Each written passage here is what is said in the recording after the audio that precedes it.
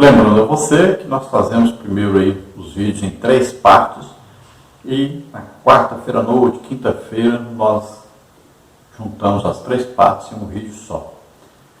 Lembrando também que no nosso blog nós temos aí os slides, temos também a lição escrita, comentada lá, escrita.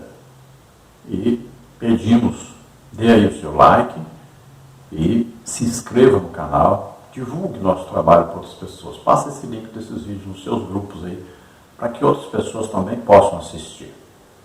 Vamos então iniciar aí os tópicos e os subtópicos. No tópico 1, então, temos aí compreendendo a graça. Subtópico 1, a graça é divina. Ao se afirmar que a graça é divina, se quer dizer com isso que a sua origem está inteiramente em Deus. Foi Ele quem quis agir com graça. O testemunho bíblico é que aprove a Deus salvar os homens. 1 Coríntios 1:21. Isso significa que a origem da graça, bem como a iniciativa da salvação, é ato de Deus. A graça, portanto, tem origem no céu. Ninguém pode salvar a si mesmo. Então veja que esta graça, a respeito da salvação, ela é dada por Deus.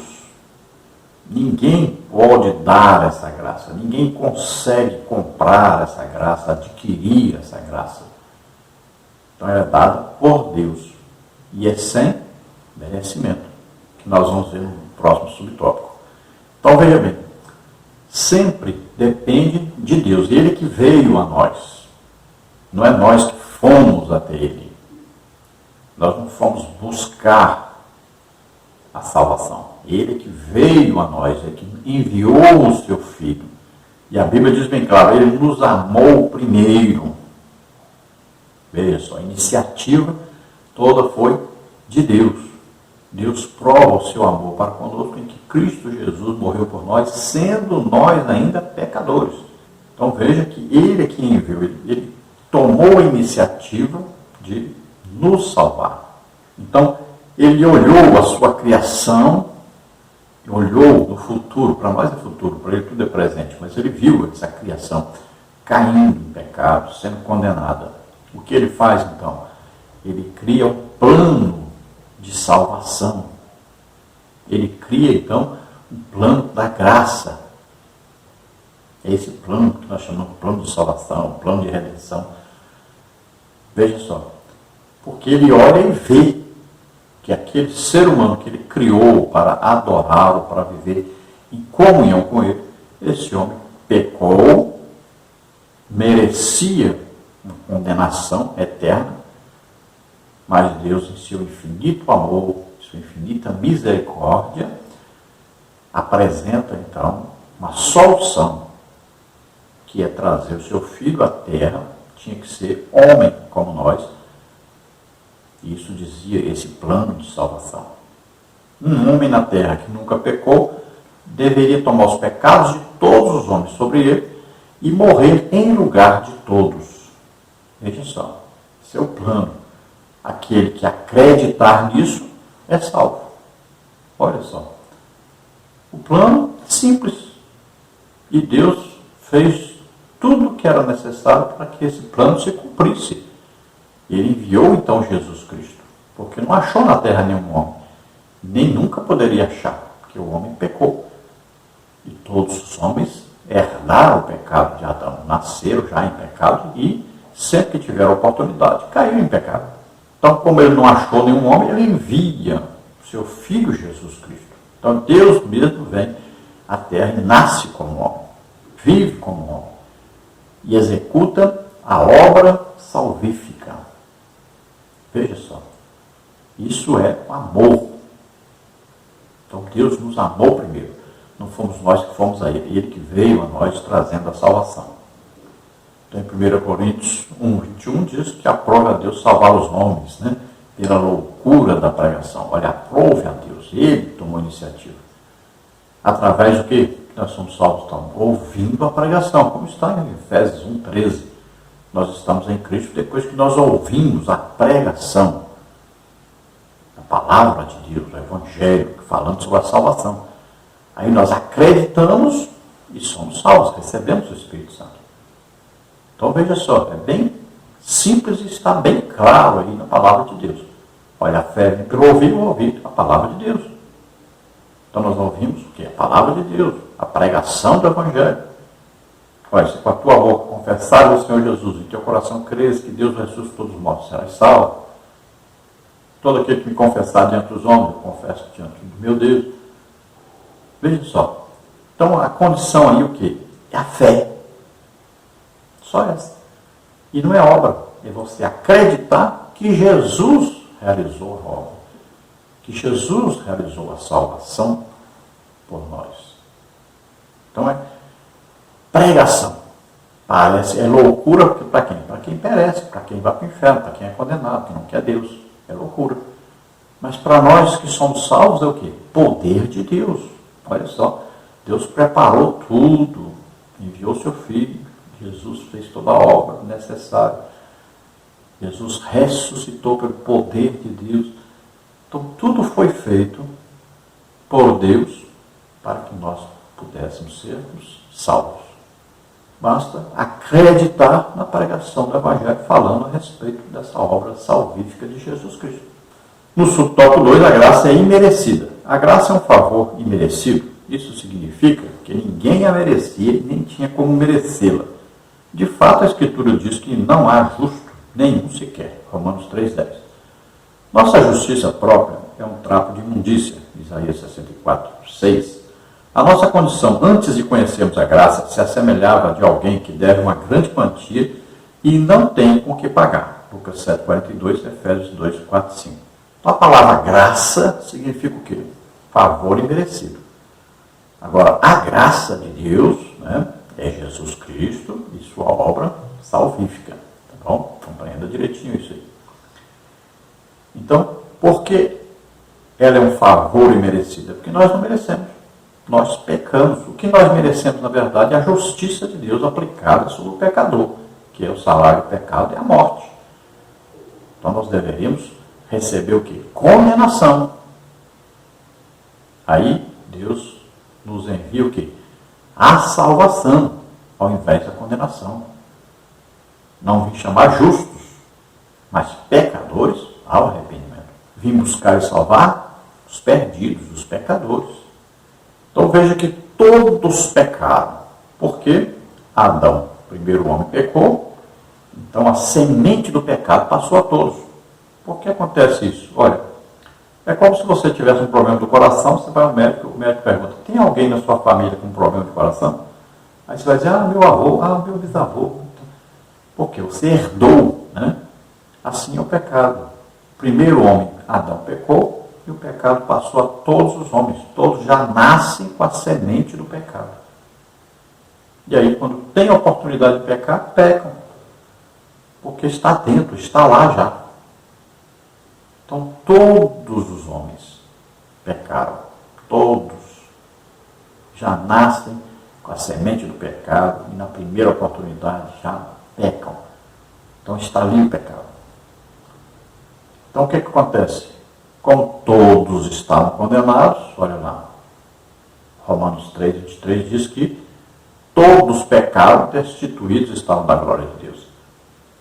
Romanos 6, 23 diz, então o salário do pecado é a morte. Então veja, todos estavam debaixo de uma condenação. E tudo que nós fizermos de bom são como trapos de imundícia diante de Deus. Ou seja, o que é trapo de imundícia? É o pano que as mulheres usavam quando menstruavam.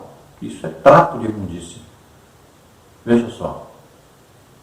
Então, é coisa para jogar fora. É imundícia mesmo. Porque se nós fizermos qualquer coisa pensando em sermos salvos, isso é uma obra morta. Ao invés de ser uma coisa boa, é uma coisa ruim diante de Deus. Você está querendo comprar em Deus, querendo comprar a salvação. Então, ao invés de se tornar uma coisa boa, se torna uma coisa ruim, péssima. Coisa para jogar fora. Então nós estávamos aí o quê? No mercado, né? Vendidos ao pecado. E aí nós somos resgatados, comprados por Deus. Nós não merecemos nada. Tudo nos é dado gratuitamente, sem merecimento algum. É por causa do amor de Deus, por causa da misericórdia de Deus. Vamos ver no tópico 2, a graça no contexto bíblico. Subtópico 1, a necessidade da graça. Uma das doutrinas mais bem definidas e claras nas Escrituras é a referente à queda do homem. O primeiro fato a ser observado é que Adão, o primeiro homem, foi criado como um ser moralmente livre, podendo escolher o que fazer. A Escritura diz que Adão foi tentado, Gênesis 3:6, mas não coagido a pecar, Gênesis 2:16 e 17. Deus o responsabilizou por sua desobediência, Gênesis 3:17. O primeiro homem, portanto, de forma livre e voluntária, desobedeceu e pecou, Romanos 5:12a. O segundo fato é que a queda do homem produziu consequências tanto para ele como para a sua posteridade.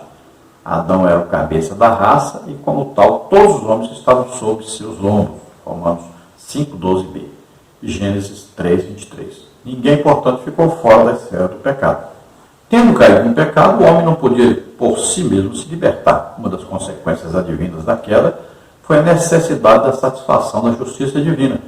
Por isso, a justiça de Deus exige a punição do pecado. Isso porque Deus, sendo justo e santo, não deixaria o pecado impune. Contudo, assim como Deus é justo, da mesma forma ele é amor. Isso é denominado pelos teólogos como doutrina do duplo amor de Deus. O amor de Deus à justiça e o amor de Deus à humanidade. Se por um lado a justiça divina exige a punição do pecado, por outro lado o amor de Deus pela humanidade levou a prover a cruz como meio de justificação. 1 Timóteo 2:5 e João 3:16. Em Cristo Jesus, portanto, Deus manifesta o seu grande amor pela humanidade e vê nele sua justiça satisfeita. Então, a doutrina básica, fácil, todo mundo compreende isso, é a doutrina falando sobre o pecado. Primeiro o homem pecou, o pecado de Adão. Sabemos aí que a Bíblia diz bem claro, não foi a mulher, mas o homem que caiu em transgressão. Deus deu uma ordem direta para Adão, não foi para Eva. Então, quando ela oferece o fruto a Adão, veja bem, Adão poderia dizer, está louca a mulher, de jeito nenhum, Deus proibiu, não vou comer isso de jeito nenhum.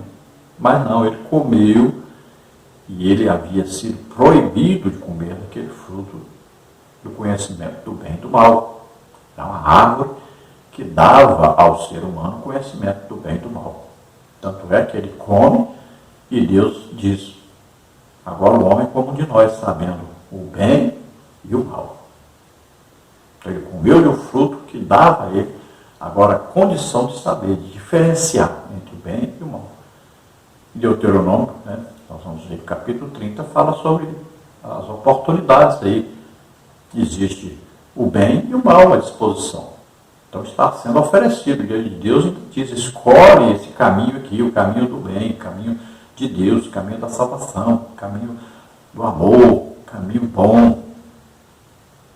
É colocado diante do homem dois caminhos. Olha o que diz esse versículo. Aí, capítulo 30 de Deuteronômio, versículos 19. Os céus e a terra tomo hoje por testemunhas contra ti, que te tenho proposto a vida e a morte, a bênção e a maldição. Escolhe, pois, a vida, para que vivas tu e a tua semente. Veja só, Deus propôs dois caminhos. Ainda tem gente que não acredita no livre-arbítrio do homem. Deus deu uma oportunidade ao homem de escolher.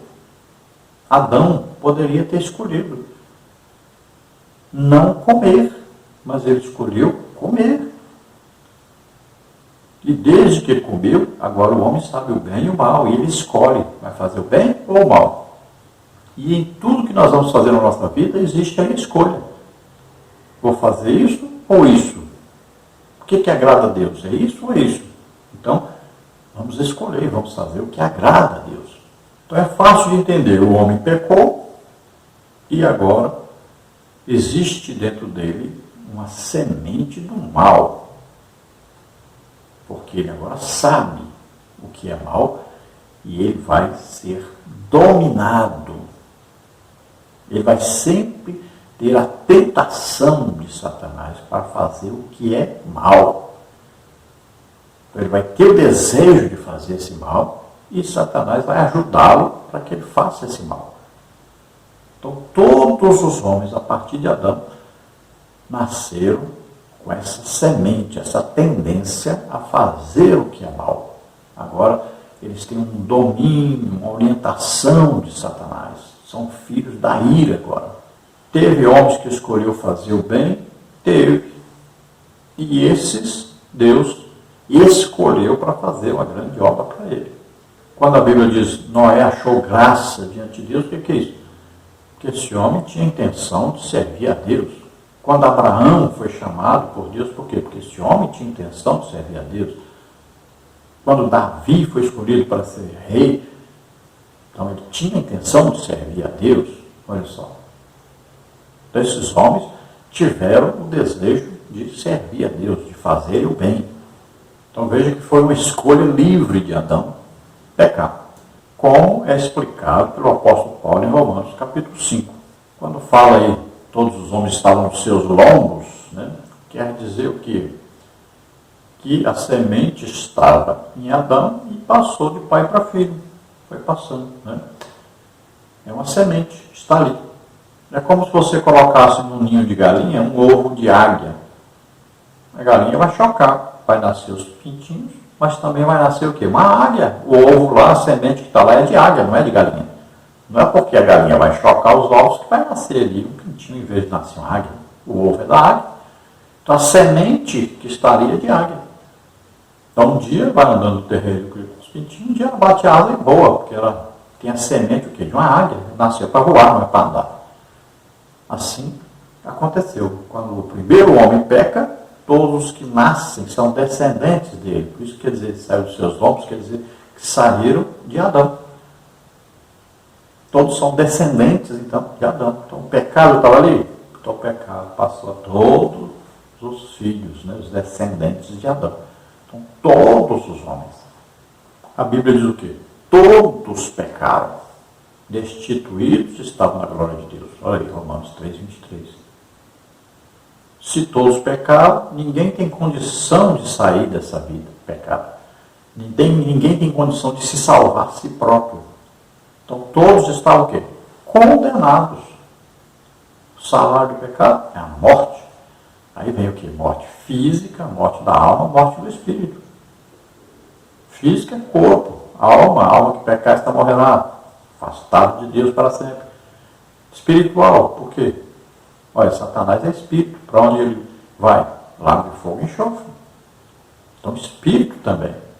O ser humano, corpo, alma e espírito. Onde vai um, vai todos. As três partes. Se o homem pecar, viver no pecado, não se converter, não crer no Evangelho, vai para o lago de fogo e enxofre total, corpo, alma e espírito. E se o homem se converter, então vai para o céu o quê? Corpo, alma e espírito. O corpo é transformado no corpo glorioso, espiritual, celestial, para viver no céu, corpo espiritual, para viver na terra, corpo terrestre. Então vai corpo, alma e espírito para o céu. E é assim que funciona. É um ser integral. Então existia o quê? Uma condenação para o pecado. A justiça de Deus dizia, pecou, merece lago de fogo e enxofre. É uma condenação. E é eterna. É uma vida eterna. O homem nasceu para ter uma vida eterna. Ou com Deus, ou com Satanás. Ou no céu, ou no lago de fogo e enxofre. Então, como o homem merecia a condenação, vem Deus com seu amor, sua misericórdia. Então, merece a condenação. Então, Deus diz, não, eu quero dar o perdão. Então Deus não dá o que nós merecemos. Ele dá o que nós não merecemos, que é a graça. É Jesus fazendo a sua obra salvífica para que nós sejamos salvos. É a graça de Deus que Ele oferece. Agora, tem muita gente que não quer, que não vai aceitar essa graça. Vai ouvir o Evangelho e não vai aceitar.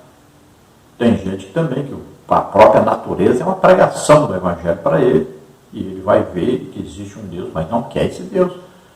Então todos esses são condenados, porque rejeitaram a graça de Deus. Então a graça foi oferecida a todos. O sacrifício de Jesus foi por todos. Agora, para entrar para essa graça, para entrar para essa salvação, somente crendo na pregação do Evangelho. E aí Deus tem várias maneiras de pregar o Evangelho, até a própria natureza prega o Evangelho. Como o apóstolo Paulo registrou lá em Romanos capítulo 1. Né? Ninguém tem desculpa diante de Deus. Qualquer pessoa no mundo inteiro que quiser ouvir o Evangelho, que desejar saber sobre Deus, ouvir sobre Deus, Deus vai enviar alguém para pregar para ele, para que ele possa ser salvo. Então o homem é justificado pela fé, ou seja, pelo crer no Evangelho. Então a justiça que dizia que nós deveríamos ser condenados, ela foi aplicada sobre Jesus. Jesus foi condenado em nosso lugar. Qual era a condenação? Morte de cruz. E Jesus sofreu a condenação em nosso lugar. Nos substituiu ali naquela cruz. Tópico 2 é a extensão da graça. As Escrituras afirmam que Deus quer salvar a todos. 1 Timóteo 2,4. Deus ama todos os homens. Logo, o mais vil pecador, no lugar onde estiver, é amado por Deus e por isso deve ser alcançado. O alcoólatra, o adúltero, o homicida, etc. Todos serão aceitos por Deus se receberem a graça divina. Cristo Jesus. Essa graça é extensiva a todos os homens. Ela é universal. Contudo, essa graça não é universalista. Uma coisa não tem relação com a outra. O universalismo prega que todos, independente de credo, religião ou arrependimento, ou comportamento, serão salvos. Ao contrário, a graça é universal porque é estendida a todos os homens. Todos que se arrependerem e confessarem a Cristo podem ser salvos. A graça é oferecida a todos. Tito 2,11. Contudo, só se torna eficaz na vida daquele que crê. Marcos 16,16 e João 6,47. Então, a extensão da graça. Quem essa graça atinge? Para que essa graça foi realizada? Então, para que todos possam ser salvos. Todos mesmo. Se você olhar lá no calvinismo, nas religiões reformadas, diz que esse todos aí é só para aqueles que Deus já escolheu para ser salvo, já predestinou para ser salvo. Não é isso. Todos aqui são todos mesmo, todos os seres humanos. Veja 1 João 2, 1 e 2, que diz: Meus filhinhos, essas coisas vos escrevo para que não pequeis, e se alguém pecar, temos um advogado para com o Pai, Jesus Cristo justo. E ele é a propiciação pelos nossos pecados, e não somente pelos nossos, mas também pelos de todo o mundo. Então veja, todo o mundo, ou seja, todas as pessoas. A salvação é para todos.